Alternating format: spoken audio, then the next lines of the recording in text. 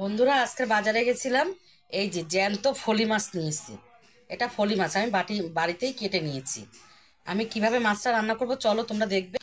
মাছটা আমি নুন হলুদ মাখিয়ে নিয়েছি খুব সুন্দর করে। এখন আমি ভেজে নেব। কড়াতে আমি তেল দিয়ে দিয়েছি, তেলটা গরম হয়ে গেছে। এখন আমি মাছটা দিয়ে দেবো। আমার মাছগুলো ভাজা হয়ে গেছে, এবার আমি তুলে নেব।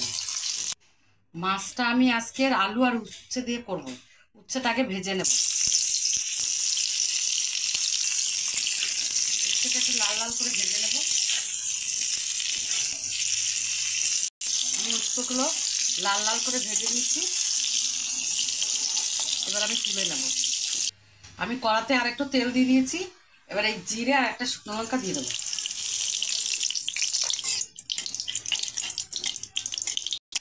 এখন আমি আলুগুলো দিয়ে দেবো। আলুগুলো আমি একটু লাল লাল করে ভেজে নেব। আলুটা ভালো করে ভেজে নিয়েছি। এখন আমি মশলাগুলো দিয়ে দেবো।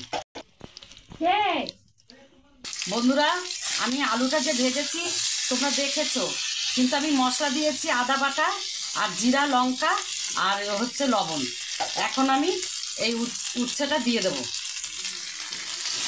এখন আমি উচ্ছেটা দিয়ে ভালো করে আরেকটু কষিয়ে নেব। ভালো করে কষানো হয়ে গেছে। এখন আমি পরিমাণ মতন জল দেব।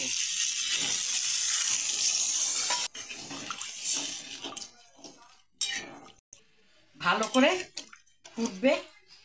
ঝোলটা ফুটে গেছে, এখন আমি মাছগুলো দিয়ে দেব। আমার মাছটা হয়ে গেছে, এখন আমি নামিয়ে দেবো। দেখো বন্ধুরা মাছটা আমার হয়ে গেছে, একদম পাতলা ঝোল করেছি ফলি মাছটা আলু দিয়ে আর উচ্ছে দিয়ে। ভালো লাগলে একটা লাইক কমেন্ট শেয়ার করে দিও, আর তোমরা এরকম বাড়িতে বানিয়ে খেও।